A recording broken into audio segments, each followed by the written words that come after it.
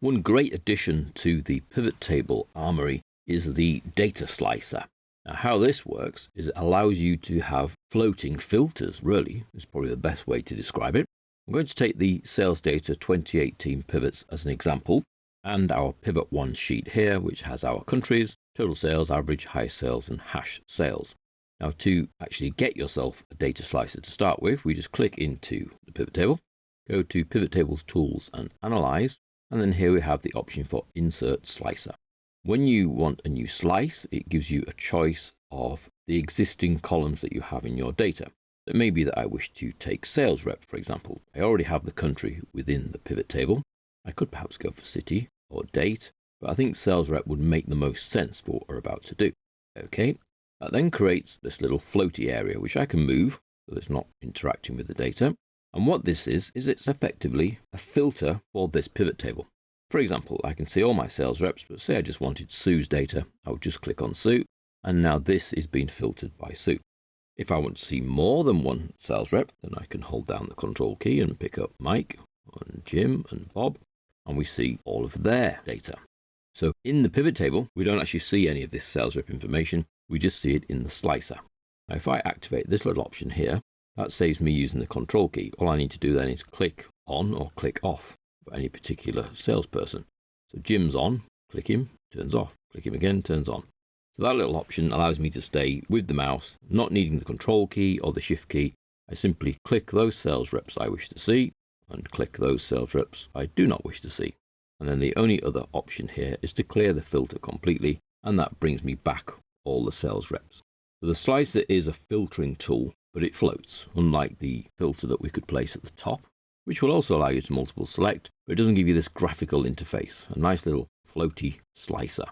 And I can add more. So if I click into my pivot table and insert slicer, I could choose country, for example, even though I already have it in my pivot table. And that gives me 2 slices then that are floating around. So it has a scroll bar, but I can resize. I don't know if they'll all fit on the screen. No, they still need a scroll bar. But it works the same way. Let's turn on the multiple select option so I can turn off Belgium, turn off England. Now here with this slicer, you physically see the right lines disappear. So if I don't want Germany, I just turn it off. This time, this particular slicer is instead of going into the filter drop-down and making your choices in here. You're using the slicer to decide what you want to see. Turn off Laos, turn off Australia, turn off Bob, turn off Alice. And graphically, I can see the information that I'm getting. These are the countries I've not filtered out, and these are the people that I've not filtered out, the ones in blue. Now there are some controls over your slicer. If I click on the sales rep, for example, we have a Slicer Tools Options context sensitive ribbon, and we can even change the colors. Maybe that one to bluey one, I want a greeny one or a grey one, or a bright orange one. Ooh, that's nice. Notice how that only affects this slicer. This one remains the default blue. I would need to then click on that one to change that one to a different color scheme, perhaps green. So they're now quite bright, but they're still doing the same effect. They're still filtering. Now at the moment, they're only filtering this pivot table. I could actually get these same slicers affecting my other pivot tables by going up here to Report Connections, which is within the Slicer Tools context sensitive ribbon, and it will list all my pivot tables.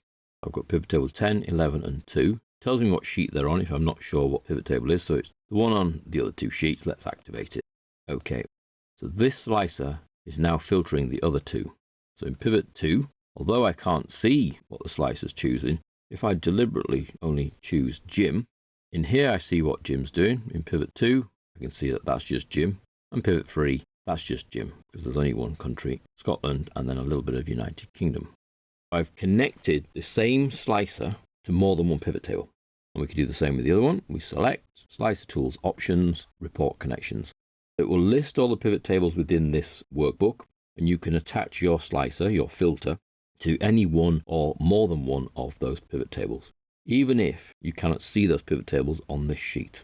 So this filtering tool is much more powerful than just using the top level filtering within the pivot table itself.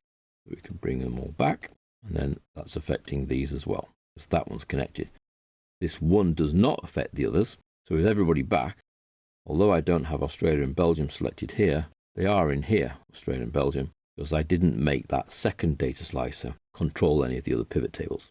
So just another option. I really quite like them because you can change the colour of them, you can make them control more than one pivot table at a time, and they're just quite quick and pretty. If you no longer wish to have one of the slicers, then you can remove it just by simply selecting it, because it's just an object, and pressing delete on the keyboard, and that particular slicer will disappear. Notice, however, although I've taken it away, the filtering is still in place, and I would need to go back in here, bring all my countries back.